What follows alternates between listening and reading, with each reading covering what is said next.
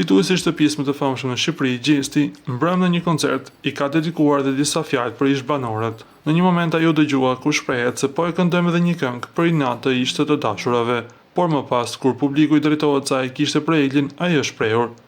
"Jo, atë nuk e kam ish të dashur", dhe kjo lë të nënkuptohet se ishte një thumb vetëm për Xheneta Fetahun.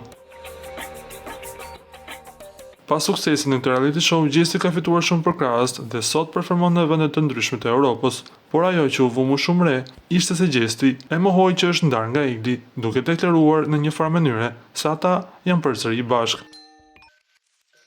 Një herë nënkupton se janë të ndarë dhe një herë tjetër nënkupton se janë bashkë, se çfarë po ndodh me ta e dinë vetëm ata të dy, por deri më tani dim të themi vetëm një gjë: ata po bëjnë lëmë rrjetin me deklaratat dhe jo deklaratat e tyre.